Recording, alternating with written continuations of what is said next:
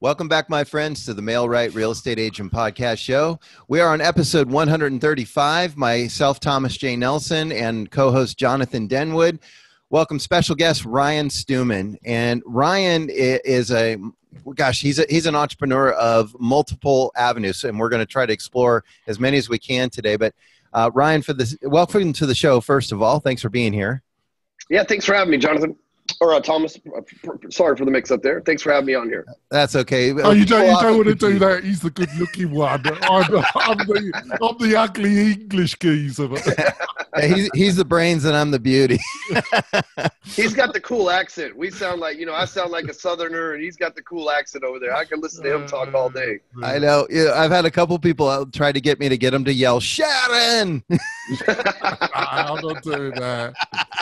You have to give me a lot of money to do that. All right. Well, Ryan, since I've stepped all over your introduction, why don't you tell our listeners a little bit about yourself? Take a minute to introduce yourself. Well, in my lifetime, I have been through some shit and come out the other side pretty shiny still. And, I was adopted at age 7. I dropped out of school in the 8th grade.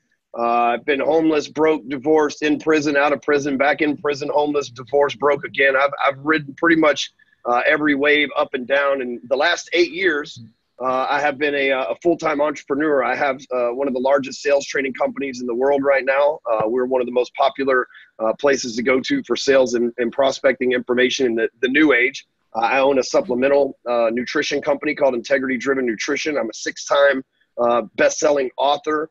I am an inventor. I have several apps that I have invented. I am I write for Forbes, Huffington Post, Entrepreneur Inc.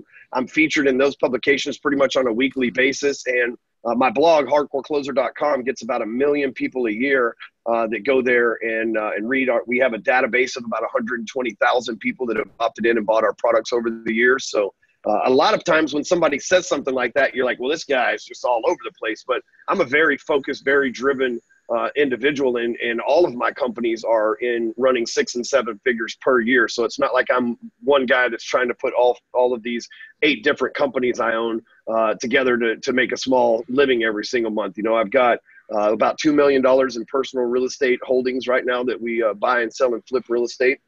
And so, man, I'm all over the place because, like you said, I'm a true entrepreneur. And so my real calling in life, though, is to help entrepreneurs not just grow their business, but really just like build a better life for themselves. And really that covers 4 areas: faith, family, finances, and fitnesses. And so that's what my main, I guess you would say, like my main calling or my main job is to help entrepreneurs really maximize those 4 areas of their life.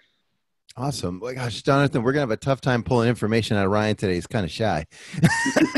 He's making me feel tired by describing what he does. So I feel we're going to let everyone take a breather while we let Jonathan say hi. Jonathan, tell everyone about yourself. Oh, God. I'm the founder of Mail Right. Mail Right is a platform that helps real estate agents, brokers, get more leads with an emphasis on Facebook. Back to you, Thomas. And I'm Thomas J. Nelson. I'm a residential realtor and entrepreneur here in San Diego, California, where I'm never too busy to serve you or your referrals. All right, let's jump back to Ryan. Now, Ryan, the thing I'm going to have a challenge with is covering as much as I want to cover about you today. But let's start with one product that a company that you have, Clixo. Am I saying that right? Yep. Okay. Clixo is an interesting platform, and I wanted you to explain that a little. It has to do with social media, but will you explain to people what Clixo is and how it helps them? Yeah, so, one of the jobs as a salesperson, which, if I had to identify myself as one thing, it would be a salesperson first, entrepreneur, and all that other stuff next, is finding a need and filling it, right? Like providing a solution to a problem. Well, I've been on over 600 podcasts in my career. And at the end of the podcast, everybody always says, so tell us how people can find you. And right. I go, well, I'm at hardcorecloser.com. I'm at hardcorecloser on Instagram. I'm Ryan Stewman on Facebook. I'm Ryan Stewman on LinkedIn. There's just so many social networks and websites and everything else to keep up with. You follow my podcast, you do this. So I invented Clixo as a place for a person to put all of their social media, their podcasts, their fan pages, the groups that they own, manage and admin, all that stuff in one place. So basically what Clixo does is allows you to log in and set up all of your different profiles in one place. So instead of your website having Twitter, LinkedIn, Facebook, Quora, and all these different logos, and your business card being covered with other pieces of advertising from a million different social media sites and stuff. Clixo puts it all in one place under one logo and one platform, and it's a hell of an SEO thing as well. So you can go there and you can use it not only for yourself, but you can use it to SEO like the neighborhoods for you. For example, being a realtor, if you wanted to be Clixo/La Jolla, then anytime somebody would search, for certain things in La Jolla, your profile would come up as well. Like homes in La Jolla, you could do Clixo.com/homes in La Jolla. Then you could set up a homes in La Jolla fan page on Facebook. We'll put all that together, and then you're more likely to show up in the search results there against Zillow and Redfin and all that good stuff as well. So it takes a big, complicated, lot of social media sites and narrows it down into one place where people can find you very easily. So, I mean, essentially, you remove all those icons and you put the Clixo icon on in its place. And when you click on Clixo, it takes you to the platform. Absolutely. It takes you, and then on that platform, you can pick and choose which ones you want to display, which ones you don't want to display. So say you want people to go to your fan page, but not your personal profile. So you just leave your personal profile out of it and direct everybody to Clixo, and they figure out where they want to connect with you at. And then I'm going to ask a rudimentary question, but so because people might not be familiar with man, don't use big words. I told you, 8th grade information over here, man. You're like confusing me already. I say that to him every day myself. I'll rephrase. I'm gonna ask you an 8th grade question about Clixo. So if I see it for the first time, I don't know what Clixo is. Is there something that's guiding people to click on it, like or to know what it is if it's on a business card?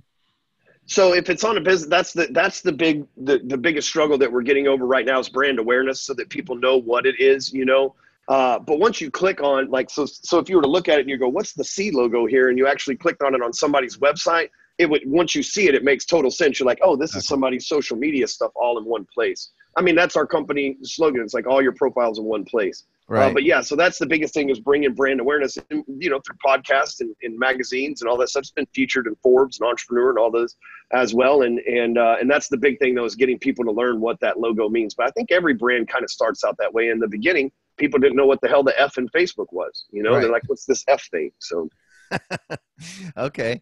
And then right now, what's the main, do you cater that to a specific audience, or is this to all people in business? It's for all people, period. It's not Okay. even if you're in business. Let's say that you're a high schooler and you've got a Snapchat account and an Instagram account. Yeah. And some of your friends are on Snapchat, some on Instagram. Instead of trying to, give people 20 different profiles, just like look me up on Clixo and connect with me wherever. Okay. And then just to clear it up too, it's not like a Hootsuite where you're using it to post on all these. It's just a collective to centralize people on all your social media presence. Yeah, it's what we call a social media bookmark, right? Okay. So it's all your social media sites in one place. Absolutely. I was just thinking, Thomas, fancy being a parent with a teenager now, Thomas. They're on Snapchat. Yeah, I don't even go there. Sending nudes, without a doubt. Sending nudes, right? Yeah. Yeah, we drove our kids off Facebook years ago.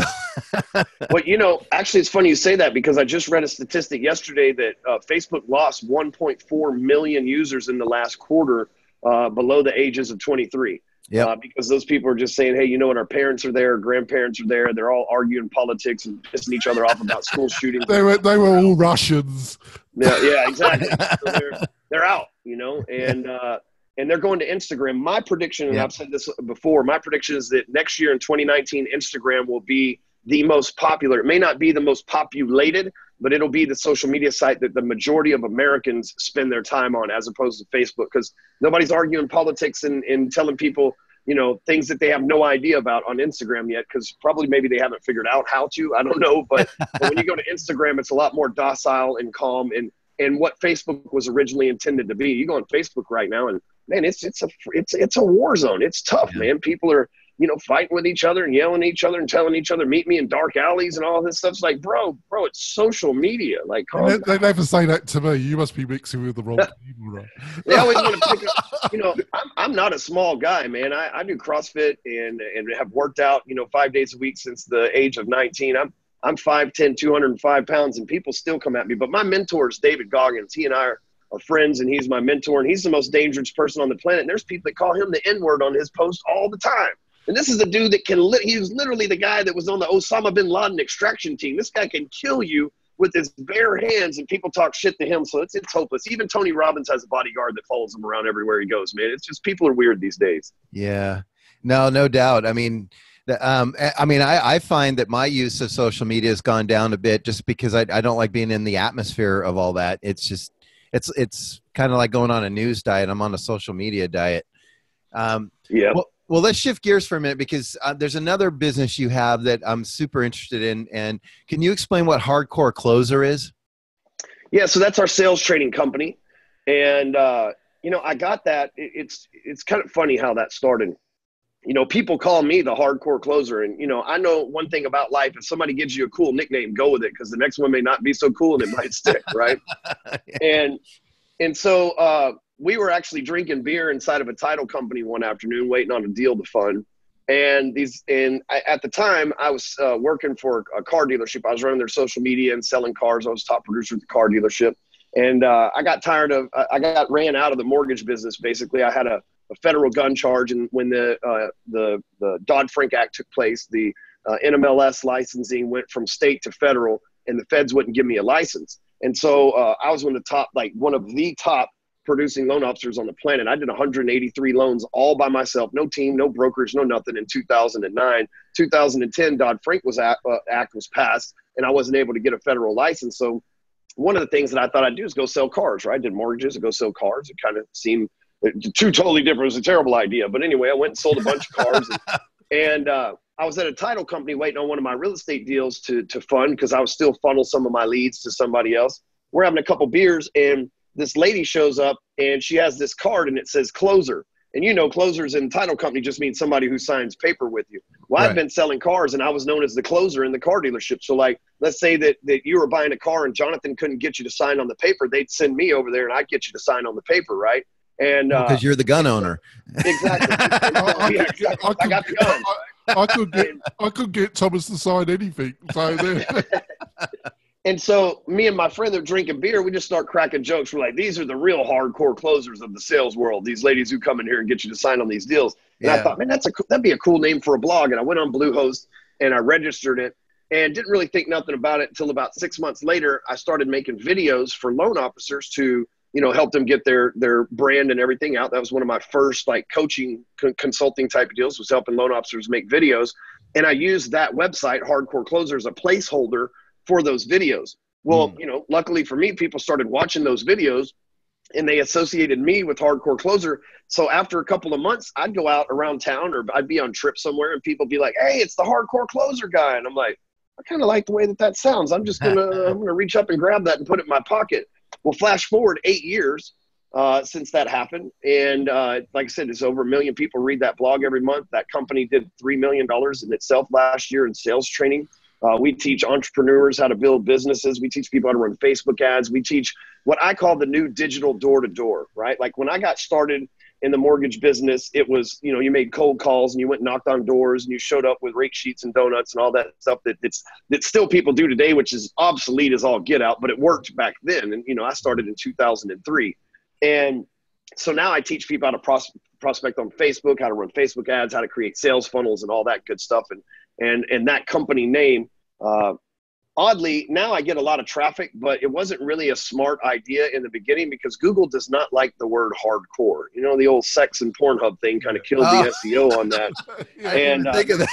Now it's been around a different kind of hardcore, don't they? Yeah, and I drop F-bombs on there when I write videos and stuff. So me and Google, we had a weird relationship for a few years, right? They hated me. I missed them. And so, but now that's, become we've got clients on every single continent in most countries around the world as well inside those continents. And like I said, over 1 million viewers last year. I think it's 1.3 million unique visits to the website last year alone. We've sold over, I think we're at $5 million in products that have been sold through that website since we started it.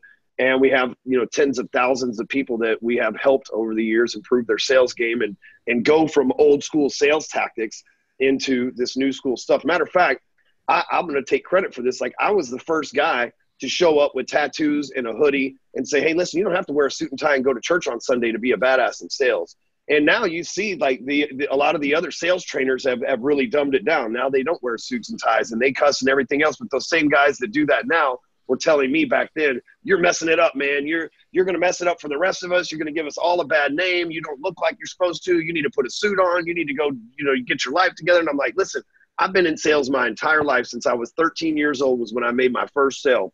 And I have yet to meet salespeople that were top producers that were overly religious, or that were always wearing a suit. Like the top producing sales guy, me, usually, hell, I'd come into the office in flippers, because guess what? If they fired me, the company was going to go under, because I'm the one carrying the weight of the world. And that's really is the sales community, right? It's a bunch of, I mean, shit, none of us that are in sales were born with a silver spoon up our ass and went to an Ivy League school, or we'd be a CEO, not a salesperson. And so, I wanted to cater to the actual salespeople without having to put on this "I'm perfect, look at me" facade. And Zig Ziglar was my neighbor really before he passed away. And he and I have had candid conversations over the years, and great guy. And I wanted to be kind of the opposite of him. He had already filled that niche, and he still fills it from beyond the grave today. But I saw a huge, like with Clixo, I saw a huge void in the marketplace that I could fill. And that's what I've done, and now we have the largest sales group on Facebook. Sales Talk with Sales Pros has over 72,000 active members. Last week alone, there was 147,000 engagements in the group. I mean, I built that website that has a huge following. I've got over 350,000 followers through Facebook and Instagram. So, I mean, obviously I've made some sort of difference in the marketplace doing things my way, which is really their way. Yeah, that's great. We're going to have to go for a break now. And when we come back, we're going to learn some more. I think we'll be back in a few moments, folks. I'm coming back. I've been a little laugh to myself, because I'm wondering what Thomas would give me as my tagline. It's probably unrepeatable on the podcast. I'd be kind to you, Jonathan. Oh, Hey, yeah. you mentioned you live by Zig Ziglar, Ryan. What part of the country are you in? So my office is in Dallas. When I lived next to Zig, he lived in a neighborhood called Willow Bend. And I'll be honest, I've always been honest throughout my whole time. I was living with my in-laws trying to save money to build this business when I lived next to Zig. So I wasn't that successful at the time. And fortunately, the very first mentor that I ever hired was from his organization, a gentleman named Brian. And that's how I actually got to meet him. And I found out that literally he lived one street over from me, and he went to this church called Prestonwood. So I showed up at the church and aligned myself to do everything I could to be able to meet the guy before he passed away. Because he was in his mid-70s by the time that I finally got to meet him. But when I was about 14 years old, somebody gave me some Zig Ziglar cassettes. For the new people, those are these little plastic things that had tape that you used to listen to music on. And it changed my life. It was like a light bulb when I was like, oh, this is my destiny. This is what I'm supposed to be like this guy. And here I am, 30 years later. And I'm doing my best to carry on that legacy, but in my own way. Nice. Well, he's certainly a great mentor of mine too. So we have that common thread. I want to switch gears here, but we did a deep dive on who you are, because I want people to understand the credibility you bring.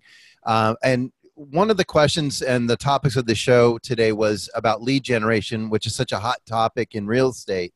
Where do you stand with teaching people how to generate leads, and what's your approach to that? Well, the average person that teaches real estate agents on how to generate leads says, promote yourself, put your picture out there, let everybody know your name. And while that is effective, the truth is nobody wants a real estate agent. And I no disrespect, but never in the history of the world has someone rolled over in the middle of the night and looked at their wife or husband and said, you know what, we should give Thomas 6% of the equity of our $1 million home. We should just pay him $60,000 to sell our home. That's exactly what we need in our life right now. But what they do say is they say, we're getting a divorce and we need to sell our house. What they do say is, I'm pregnant and we need more bedrooms. What they do say is, I'm getting relocated for my job. So what people really want is their problem solved. They want a house. Okay. And there is a need. There's like maybe 25 reasons someone would pack all their shit in boxes, scream at each other for 2 weeks, move those boxes somewhere else, lose half the shit in those boxes, scream at each other for another 2 weeks, and try, like, that's just moving is one of the most miserable things to do on the planet. Right. I mean, it is. Even if you get your dream house, you're like, got our dream house. Oh shit, we got to move. And so what I teach them focus on the neighborhoods and the houses. So, back in the day, and it still works effectively today, you can mail out postcards in neighborhoods and farm neighborhoods and stuff like that. What I teach is geo-farming. So you can drop a pin on Google or Facebook on an area and you farm that area real hard. And if you want to add postcards and mail to that, you're driving them to the Facebook page that's a community page about the neighborhood, not the real estate agent. See, we live in a time where you need to hide the salesperson. I mean, you think about it, salespeople are like pit bulls. Pit bulls are the most loyal, loving, awesome dogs on the entire planet. But the media would have you think that they're the most vicious, mean, cruel animals that are just stone cold killers. But pit bulls are great dogs. Well, salespeople are the same way. If you look at the media, we've got Gordon Gekko, we've got Jordan Belfort, which Jordan Belfort's awesome. He's a friend of mine, but he did what he did, right? I've done what I've done. He's did what he did. And they make him look like he's a monster that stole a bunch of money from people. And they've got Gordon Gekko, and they've got, the boiler room guys, and they've got, all these like stories about how salespeople rip people off. And anytime a salesperson locally here rips somebody off, the news puts them on there and says, be careful of this scam and everything else. Do you know, guys, what the best true sales movie of all time is? Guess. Oh, man. Well, I'm trying to think of, I'm a Glengarry Glen Ross fan. And again, those guys were scamming people, right? That's what they were doing, right? That's what they always give us. The best sales movie ever made is Tommy Boy. Think about this for a second. Yeah. Think about this for a second. He was a situational leader. His father was a natural born salesman. He wasn't. Situational leader, gets a mentor that tells him the truth, whether he wants to hear it or not. He keeps repeating whatever it is that he's doing until he finally has that epiphany. Helen, tell me why I suck as a salesperson. It took his mentor knocking the shit out of him with a 2x4 for him to figure it all out, right? Which sometimes as a mentor you have to do to your prospect or to your clients. And then finally goes in. He saves the factory. He shuts down the bad guy. He gets the girl. He saves the whole entire town. He lives happily ever after. But yet that's billed as a stupid comedy. It's never billed as the greatest sales movie of all time. But that's exactly what it is, Wow, and that's an awesome observation. I've based my whole life on that film. Yeah. Well, fat guy in a little coat. She goes out with one of the Yankees. But so anyway, the thing is, like, the media has conditioned the public to be scared of salespeople. So what I teach my salespeople to do is hide the salesperson until it's necessary for the salesperson to come out. Like when you go shopping at Nordstrom's, there's salespeople that work there that will sell you clothes. But while you're looking, they don't bother you, right? It's when you pick up something and you're ready to walk to the register that they say, is there anything else that I can get you, or would you like to try that on, right? Then they become a salesperson. Up until that point, you don't walk in the door and they're like, hey, come over here to the jeans rack, right? But that's what those salespeople try to do today. But the public's been conditioned to say, no, I'm just shopping. I don't need help right now. Yeah, no, that's a great point. I mean, I agree with you, because instead of driving them to a vanity page, why not drive them to a community page that's going to be more engaging and keep them there? So that's a great tip. The other thing I wanted to ask you is about conversion, because it's one thing to get the leads, but people are struggling to convert them. A lot of people say, well, these leads are garbage, and some of them are, but some of them could be converted. But I think the conversion skills are lacking. What do you help people with in that regard? Well, here's the thing. You need to follow up with somebody 18 times in today's day and age. Wow. And I mean, every year it's going to be more and more. This time next year, it might be 24 because we are subjected to 4,000 advertisements every single day. And so even if they wanted to buy your shit, they might have just forgot. Right. And they might have gotten distracted by something else. And so a lot of times I actually just got off. I have a podcast, the Hardcorecloser podcast, and that was what our topic today was 5 reasons your prospects are avoiding you. And one of the main things is your pitch sucks, and a lot of people say these leads are trash, but if someone gave you their name, email address, and phone number, that's a closable lead. I'll never forget. I had got out of federal prison in 2008 and I needed a job, and I begged the largest mortgage broker in the state of Texas to give me a job. I mean, it was a 3-hour interview. I would not let that dude tell me no. I needed that job. It was the closest I could get to a job, and I needed it. You know what I'm saying? I'd been locked up for 15 months. I needed that job. And I got the job. I went in there. They trained us for a week. Day one, they turned us loose on the leads, and we were in cubicles. I ended up in the corner office pretty quick, but I was in a cubicle to begin with. And the dude next to me, his name was Patrick Kirk. I'll never forget. I called him Captain Kirk. We sat down and we got leads. And the first thing that he said was, man, these leads suck. And the first thing I said was, we got leads, dude. And there's a reason why he went on to quit a month later, and I went on to be top producer in that company and do all the loans that I did. So a lot of it has to do with how you look at things. If you think the leads are trash, then the leads are going to be trash. Right. If you believe the leads are good, you'll treat the leads like they're good, and you'll turn them into something good. But here's the thing. Most salespeople screw up their pitch. The biggest breakthrough that we've had in the history of mankind is mapping the human genome, right? DNA. And the guys that won the Nobel Peace Prize, I guess probably been 10 years ago, that won the Nobel Peace Prize, they came out and they said, tell us how you did this. And it took them 3 minutes to explain the most important breakthrough in human history. But yet most real estate agents and loan officers can't explain what a damn interest rate is in less than 50 paragraphs and a 30-minute lecture on the bond market. Right? And nobody wants to hear that because they don't want a real estate agent. They don't want a mortgage. They want a house because there's something going on in their life that means that means they need a house, or they need to switch or refinance, whatever the case it is. And so when you start following up with people, if you lead with value first, which is value just simply their interest first, you'll find yourself converting it at a lot higher rate. One of the other things that I say, especially if you get somebody on the phone, my favorite saying, I made this up years ago and been saying it ever since, is he who speaks the least makes the most. And what most salespeople do is they get on the phone and they think they'll talk themselves into a sale, when really what happens is you're more likely to talk yourself out of a sale than into a sale, because it takes two things to close sales. It takes only two things. You can be the biggest idiot, 8th grade education over here, millions of dollars in the bank account, right? You can be the biggest idiot on the planet and still be a power closer if you have these two things. Number one is empathy.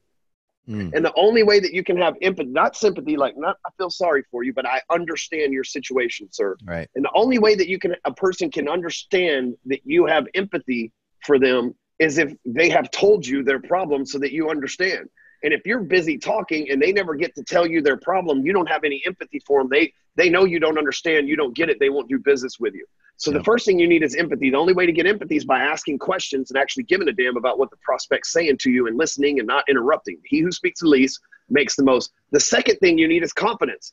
After they have the understanding that you have empathy for them in their situation, you have to confidently give them the diagnosis, the solution to their problem. I mean, think about it. When you go to the doctor, he doesn't go in, here, let me tell you about cancer. It's awesome. It's chemotherapy. You go 3 times a week. You're going to be on a dialysis machine. And in 7 months, you're probably going to die, right? That's not the pitch that he gives you. You go into the doctor and he says, where's it hurt?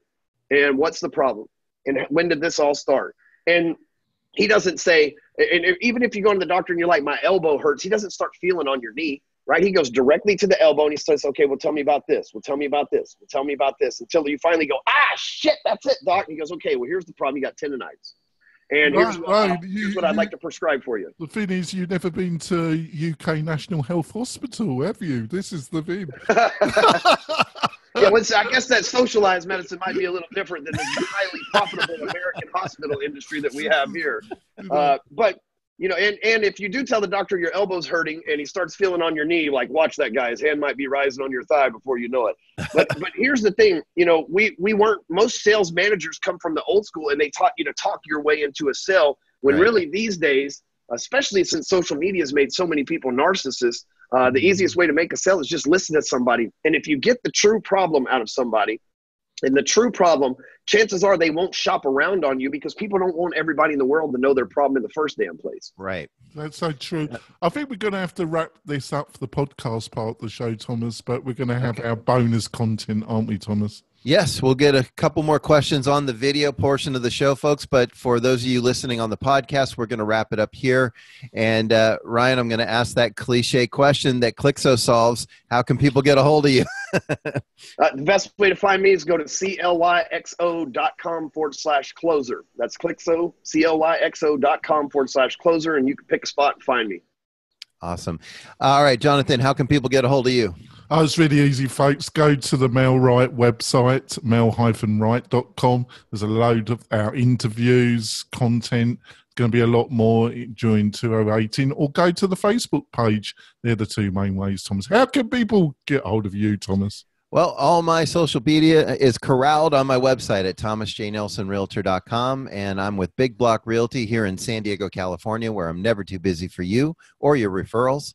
And we're going to thank you for joining us on the podcast again this week, folks. We'll be back next week with another fantastic guest. But if you haven't gotten enough of Ryan, come join us on the video, and we're going to continue the conversation there. See you next week. Bye-bye. All right. So, Jonathan, I've been hitting him with all the questions. Did you want to ask Ryan anything before we continue?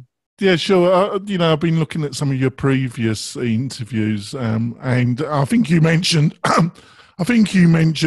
sorry, that in one of your interviews, an enormous furniture store with 1 million square feet, and you were talking about a Dallas car dealership being bought out, and you were trying to point out that sales professionals have really got to change their ways and use technology.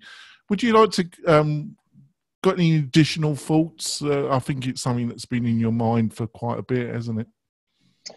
Yeah, so I believe that artificial intelligence is, like I said, most salespeople aren't Ivy League, silver spoon, Ivy League educated people. They're mostly dumbasses like me that are just good with people, right? We're people. Yeah. And by me, there's a place called Nebraska Furniture, and it's you can fit 6 IKEAs inside this place. That's how big it is. Warren Buffett owns it, and inside this place, there's an eye in the sky all over it, just like Vegas, right? And it monitors. Every price tag in the store is digital. They sell everything from furniture to refrigerators, to computers, to CDs, to DVDs, like anything that you can think of, they sell it in this place. It's like Walmart on steroids. Well, this eye in the sky monitors the top 400 websites like Walmart, Best Buy, and finds out their price, and then it lowers it. So you could be sitting there shopping and the price could drop or raise depending on what the website is, and they always guarantee the lowest price. Wow. And so with that case being the case, like there's going to be technology and stuff like that replaces salespeople. They don't need a salesperson in Nebraska Furniture. You're getting the best deal because of the technology. All they need is an order taker. And so instead of paying somebody commission on the sale, they just go and they pay them hourly to go and fill out the paperwork when you buy something there for you. Same thing, they've got places like Carvana. There's a Carvana right down the street from me, and it's a vending machine for cars. You go online, you pick out what car you want. You fill out an application online. They give you the financing. They give you the numbers. You go over there. You punch in a code. The thing comes down, spits out a car, and you drive away in the thing. And so artificial intelligence and technology is going to replace the salesperson the same way that robots replaced auto factory workers in the 90s. But the auto factory workers that got to keep their job in the 90s were the ones that learned how to use those robotics. Right? Like the guy that just knew how to twist lug nuts lost his job, where the guy that knew how to work on the robot that fixed the lug nuts at twice the speed got to keep his job. So the people that are in sales need to pay close attention to what I'm saying, because this is our reality. People always say, oh, you don't know anything. They're always going to need us. People love people. Yeah, right. People are starting to hate people. Look at Facebook. They argue with each other all the damn time. They lost 1.4 million accounts because people are tired of people. Okay. Yeah. But here's the thing. The salespeople that are going to be around 5-10 years from now are the salespeople that operate the technology. So if you're a real estate agent and you've got a website that generates leads, you'll probably be around in 5 years. If you're just a real estate agent that relies on, people to reach out to you, your sphere of influence or whatever the case may be, you're probably not going to be around in 5 years. You're going to have to know how to use that technology to drive those leads. And think about it. The biggest mortgage brokers in the world right now is Quicken Loans. Mm-hmm. Right. And Quicken Loans is full of nothing but order takers. Right. That's all they do. They run commercials technology. They've even got something called Rocket Mortgage that doesn't even take a loan officer to get your entire mortgage done. Yep. And I know there's loan officers out there that go, Rocket Mortgage is a joke, blah, blah, blah. It's brand new. Every piece of technology is a joke when it's brand new.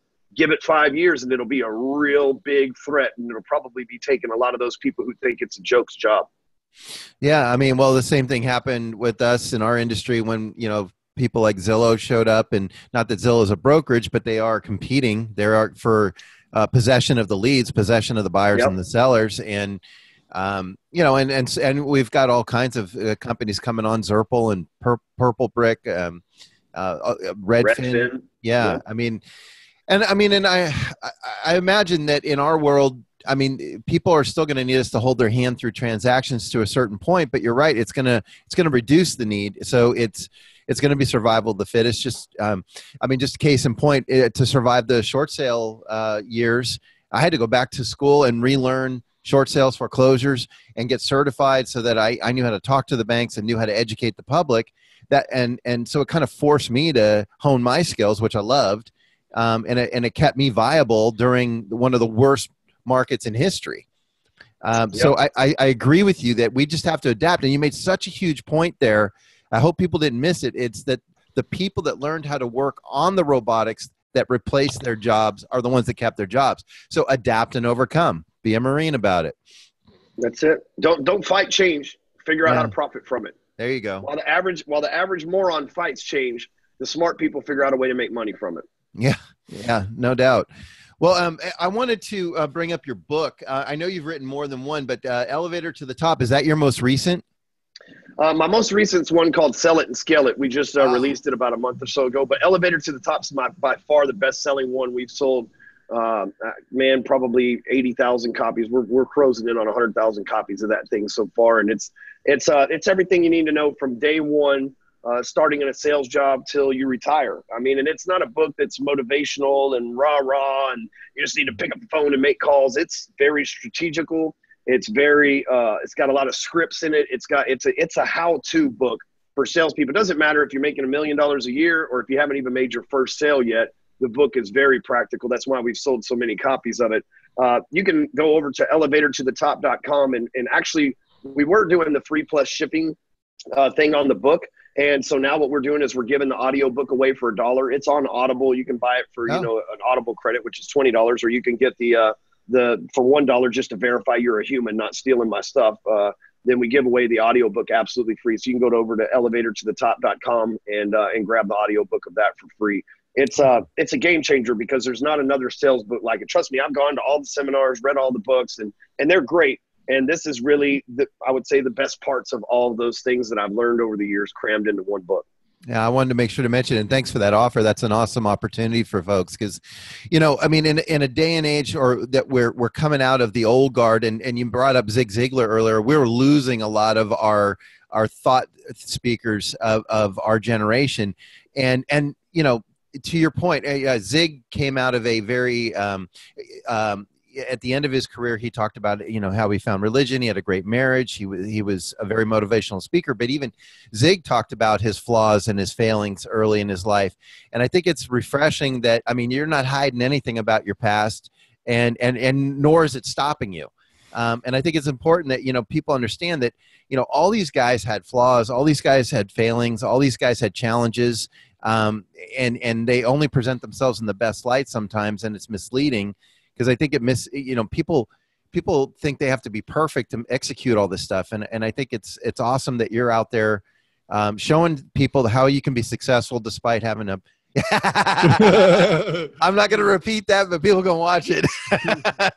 Now you really have to watch the show. But just speak on that real quick, Ryan. It's like, I mean, what? How come it didn't stop you? How come going to prison not once but twice it doesn't stop you? How come what kept you going? Man, let me get weird with you for a minute. Yeah. And I get a little emotional about this, but I was put on this planet for a reason. I suffered what I suffered through so that I could tell people to fuck their excuses. And no matter what you've been through, I've most likely been through it. Short of being raped and molested, I've pretty much been through it all. Been beaten by a stepfather, was adopted, all these other things. Been, like I said, jail, prison, divorce, heartbroken, homeless, drug addicted. I've been through all those things. And I shared them originally for two things. One, to empower and show others that no matter what odds have been stacked against you, I made it, so can you. And the other is, people could never dig up dirt on me. I have a guy that hates my guts. We fired him. He was a sales guy for us here. He did a terrible job. We let him go, and for some reason, he became obsessed with me and made it his mission to try to bring me down. And this guy searched night and day for months trying to find dirt on me, and there just isn't, because I've already said it all. I've written a book about it. And I believe in honesty. Salesmen are known for being, shady and liars and everything else. And I wanted to be the guy that says, hey man, I got a sordid past. That's why I'm in sales in the first place. Like I said, didn't come from Silver Spoon or Ivy League. That's why I'm in sales in the first place. But I've overcome all these things, and you can too. And when people come to me and they say, my wife's divorcing me right now, so I can't do this. Hey man, I've been through 3 divorces, right? Because I put work first. I screwed it up and I put work first. And that's what you're trying to do right now too. And this pattern's only going to repeat itself in your life like it did mine, because I've gone through that. Mm-hmm. And so, like I said, I feel like I went through all those things so that I could share them with the people that need to hear them the most. At Zig's time, you know, he came from humble beginnings and everything else so that he could relate to those people too. And like I said, the people I relate to aren't the people that go to church on Sunday and wear a suit and tie to work. They're the people that have gone through some shit in their life, and they are looking for someone who's come out the other end of that shit that they went through. And I'm a shining example. I'm a multi-millionaire convict that's featured in Forbes on a regular basis, and it's sought after by some of the greatest thought leaders in the world right now. I mean, I'm working on a deal with President Trump right now. And, you know, for prison reform, I'm trying to be the poster boy for prison reform to prove that, like, hey, they can spank you and lock you up, and you can come out and be successful no matter what the odds were against you, because my job on this planet is to inspire people to get rid of their excuses for mediocrity. I'm writing a book right now. I write one a year. It's called The Force of Average. And we don't have time to get into it, but there's an algorithm on this planet designed to keep you average. And there's only a few tools that the great creator, whether you want to call him God, Allah, Yahweh, whatever your religion is, armed you with, but you've been disarmed through distraction, the struggle, and lies your entire life. And I've figured out how to not hack that code, but how to beat that algorithm and make it and use it to my advantage. And I'm here on this planet to have gone through all those things to figure out that code to where now I can share it with people to where they won't have to go through the things that I've gone through to get where I'm at now. I love it. You mentioned your story. Is your story available for people to read if they wanted to read about your background and your upbringing? Yeah, the book is called, is my very first one. I don't talk to my family anymore. They left me over it. They said, if you publish this book, we'll never talk to you again. I bet they miss me. I bet they love reading about me in Forbes all the time, though. Success is a great revenge. I'm heartless. I'm heartless for shit like that. But it's called Hardcorecloser. It's on Amazon. You get it for $10. We'll be having the Audible version out here shortly, but it's called Hardcorecloser, and it's the story of my life from day one, all the stuff that I've been through. And really that book's only about half the shit that I've been through, because I didn't feel like, writing all the rest of it, because it was painful. I mean, It was really painful to bring a lot of that stuff up and rekindle those memories and the vivid details that I give in that book. But that book's a good enough look at my life to where you'll actually sit it down. This is what people tell me all the time. I grabbed your Hardcorecloser book thinking it was a sales book. I opened it up. By the time I'm 3 pages in, I couldn't put it down. I ignored everybody around me, and I didn't stop until I finished it. Holy shit, what a book. and that's what it'll do to you. So if you buy it on Amazon and you open the first couple of pages, it will grab you in and strangle you until you're done reading it. So it's one of those kind of books you can't put it down. Awesome. I'm looking forward to that. Yeah, you've got an interesting story, and I think a lot of people would be good to read it, because I think what people get wrapped up again is their circumstances. They think their circumstances are the reason why they're not getting where they want to be in life, and you're blowing all that up by just living your life. Well, here's the thing, right? Like, and I'll give you a brief glimpse into this force of average I was talking about, is we're lied to since we're born.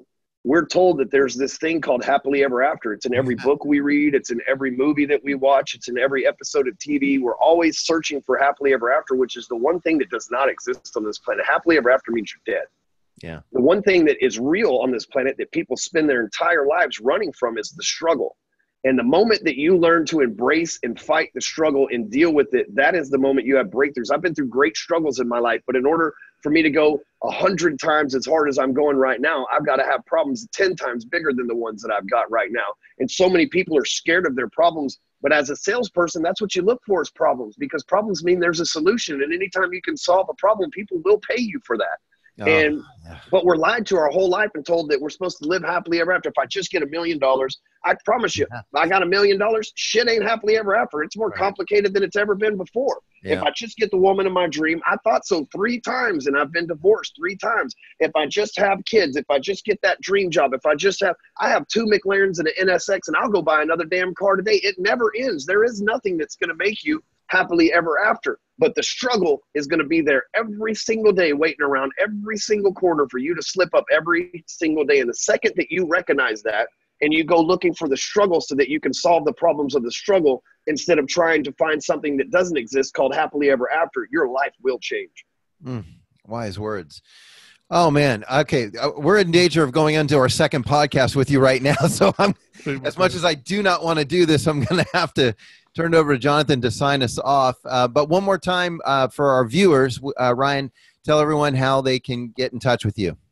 Yeah, go to clixo.com/closer. That's CLYXO.com/closer, CLOSER.